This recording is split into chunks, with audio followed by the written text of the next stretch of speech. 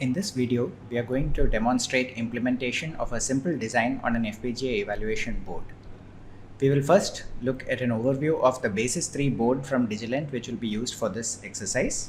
If you do not have access to this board but have access to some other FPGA board, you can still perform the same experiments or carry out the same tests, but you will have to adapt appropriately.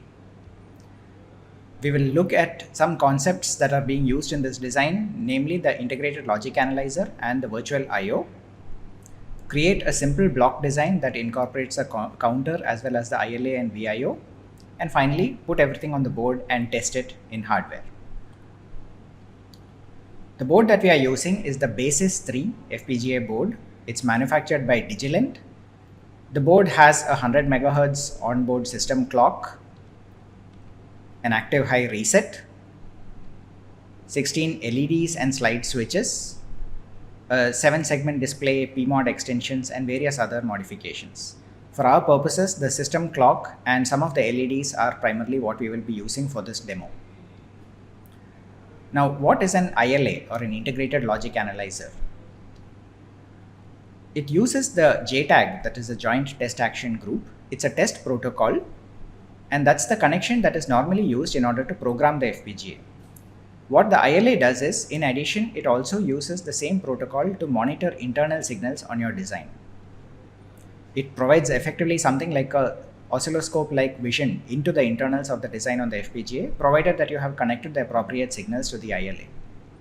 It's read-only, you cannot modify any of the signals using an ILA, and it is also synchronous, meaning that it samples internal signals based on some clock. You can specify which clock to use for the sampling. One thing to note, it uses FPGA block RAM resources, and if your design is already occupying a large part of the FPGA resources, then you may want to use it with care, as you may run out of block RAMs otherwise.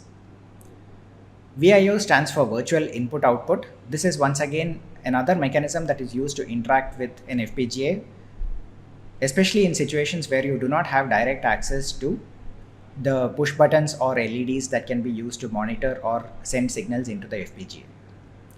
It's again JTAG based and can be used to provide various kinds of inputs to the design. For example, multi-bit values can be directly typed in, push buttons can be emulated, toggle switches, and so on. All of these are emulated by means of getting the same behavior through the virtual input output. These things that are inputs to the design are called outputs of the VIO. So keep that in mind when you're talking about the terminology. Secondly, we can also monitor signals inside the design. Those would be called inputs of the VIO. Basically, they're outputs of the design that are then seen by as inputs of the VIO and can be monitored. So what are we going to do in this demo? We will basically create a simple counter-based block design, which will act as a divide by 2 power n counter. And the idea is that if you take a 100 MHz clock and divide it by roughly 2 power 26, then you would get somewhere around a 1 Hz signal, and you should be able to see that blinking on an LED. We will also connect up ILAs and VIOs to monitor the counter output. We will also use the VIA to enable the counter. Both of these, the ILA as well as the VIO, are basically just demonstrations to show you how these units can be used. We will start by creating a simple Vivado project. Just start Vivado and choose the option Create Project. I'll just give it the default name project_1. It's an RTL project. We are not going to specify sources at the moment. So just click forward over here. As far as the part number is concerned, we need to select the part number used on the Basis board appropriately. If you have gone through the process of actually installing the board files as described on the Digilent website, then you would probably find that the board itself is available over here for you as an option. But if not, you can always go to the parts section and type in the part number, namely XC7A35 TCPG 236-1. Once you have selected this, you can create the project. And the first thing we are going to do is to create a block design. Once again, I'll just let the default name stay, design_1. Now we need to add some IP cores to this design, which will then finally get implemented on the FPGA. We can press the plus button,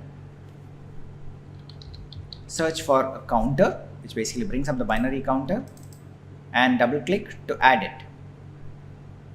You can double click on this and customize it. We'll change the output width to 32 bits. And in the control tab, we will activate the clock enable signal. Click OK. We are going to also add an ILA, integrated logic analyzer. I will change this configuration. I'm going to choose native instead of AXI. And the probe port 0, the probe width can be set to 32 bits. I will next also add a VIO.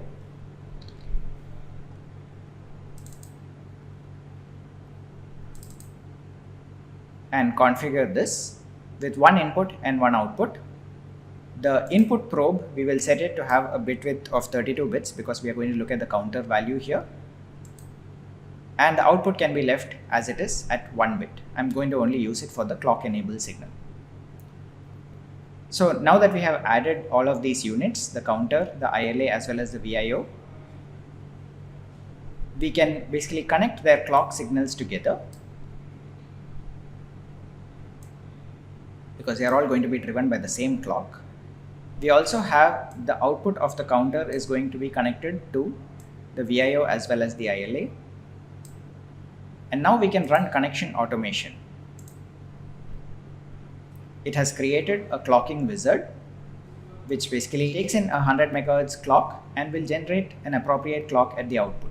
Now this is strictly speaking not required for this design because we anyway have a 100 MHz clock coming in. But in general is good practice because the clocking wizard is a PLL which can be used to change the internal frequency that is used. Connection automation, the clock and reset can now be made external signals. And in addition to this, what we can do is take the probe output of the VIO, connect it to the clock enable of the binary counter. I'll just click the regenerate layout to clean up the layout a little bit. And there's one more thing that we would like to do, which is to take 4 of the bits of the counter so that they can be connected to the external LEDs. That is done using a slice module. We can give a 32-bit input to the slice and we can say that the output is to be taken from bit number 26 to bit number 23, 4 bits. And place this to the right of the counter. Connect the 32-bit value to the counter input, take the D-out value and right click and make external.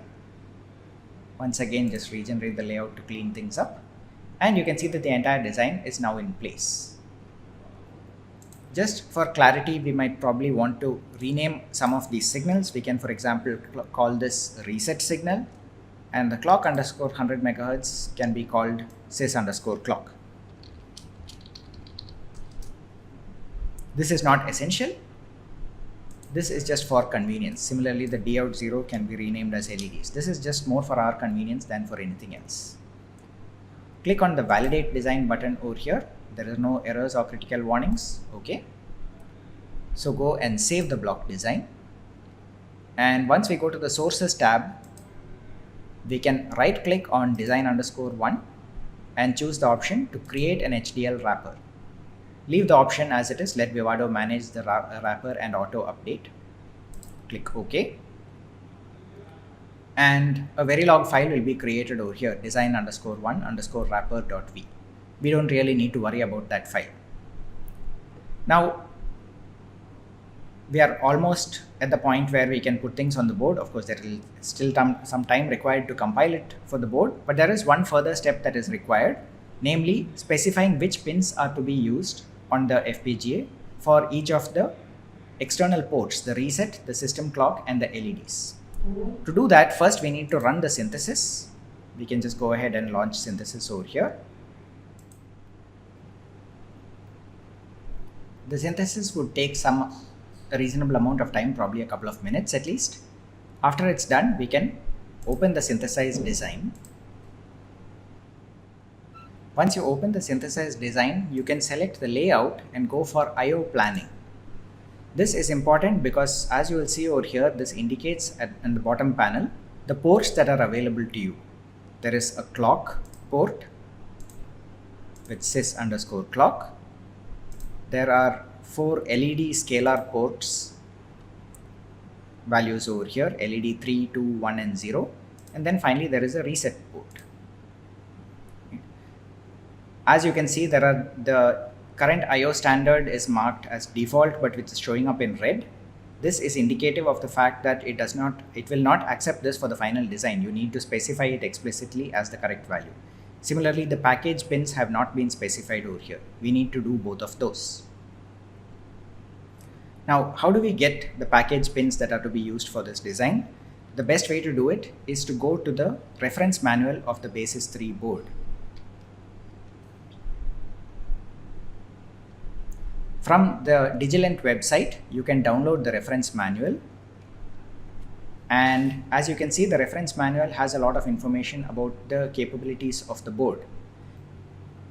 Once we open the reference manual of the Digilent board, we need to first search for the clock signal. You can do this by searching within the PDF file. And as you can see over here, it mentions that pin W5 is where a single 100 MHz oscillator is connected. It is also at a 3.3 volt CMOS signal, which we can find out from the reference manual by looking further.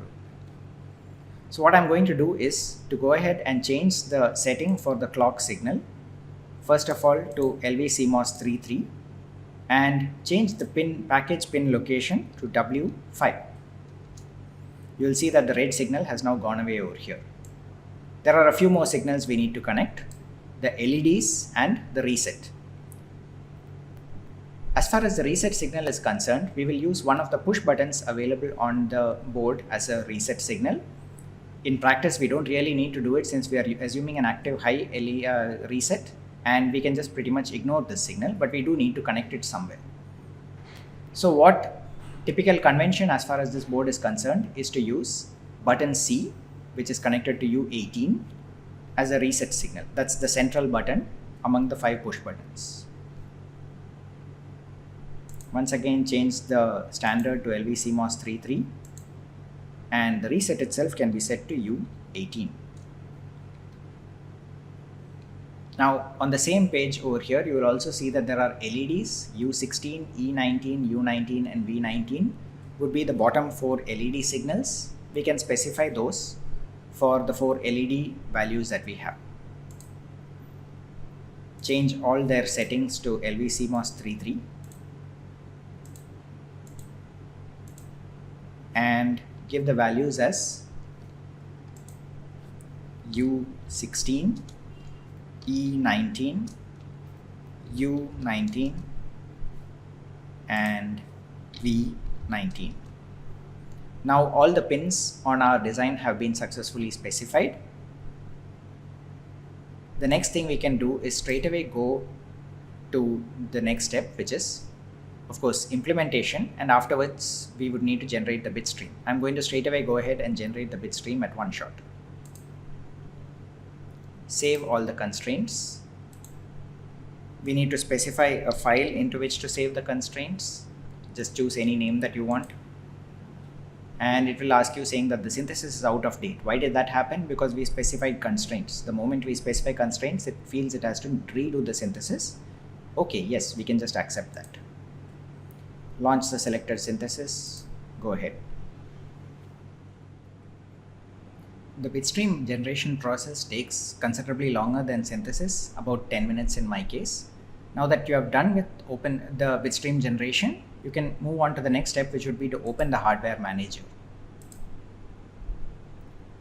What we do over here is now click on open target, auto connect. Please note that in order to get the correct behavior of the hardware manager and to identify the device properly, you would need to have installed the device drivers appropriately. This can be done either from the Xilinx software itself or in some cases from the Digilent website. This is out of the scope of this demonstration. Please make sure that you have them installed, otherwise you would not see anything when you open the hardware target. The part number that we see is the XC7835T, which is the Arctic 7 FPGA present on the basis board. What we will do now is to right click on it and select the option Program Device. It shows the option for the bitstream file, and that should be in the directory that you created. It should be something called design_1_wrapper.bit. There will be also another file called a debug probes file. This contains information related to the VIO and the ILA which is used in the system. That would be design_1_wrapper.ltx. Make sure that both of these are appropriately from the correct directories that you have chosen. Program. Now that we have programmed this, you will see that there are two tabs over here, the HWILA and the HWVIOs. Let's select the VIOs. Click on the plus button. Select both of these probes and click OK to add them over here. What you will notice is that the first one is marked as an input and the second one is marked as an output, and nothing is actually changing over here, right? The reason for that is because the output VIO, which we have connected as the clock enable, is actually 0, which means that the counter is not currently operational. If we go back to the ILA tab and click on the run trigger for this ILA, the triangle button, we will find that the value is stuck at 0. So let's go back to the VIOs. We can right click on the probe out and convert it to a toggle button. This makes it a little easier for us to change values. Now it has the value 0. Let's click once and straight away you can see that the counter binary is starting to change value. When you go to the HWILA and now click on the triangle button, you will find that it shows there is a continuous sequence of values that it is going through. In other words, the counter is incrementing as expected. Within a very short duration, you would find that actually the number of bits of the 32-bit counter that have already been accumulated is fairly, that have been modified, is fairly large. This is of course because it's a 100 megahertz clock. Go back to the VIOs, stop, and you find that immediately the counter binary behavior also stops. The HWILA button now shows a constant value, the last value before the counter was stopped. You would also have noticed that the LEDs themselves are blinking. There are 4 LEDs that are blinking, all of them at different rates. And this serves to confirm that the 100 megahertz clock is being divided by an appropriate value, which brings it into the visible range for us to see it blinking. This concludes the hardware demo. As you can see, what we went through was to start up Vivado, target a particular board, put a VIO and an ILA as well as a counter on the block design, and use that in order to just demonstrate the basic behavior of how something can be put on hardware, as well as some of the tools, the VIO and ILA, that can be used in order to debug a design working directly on hardware.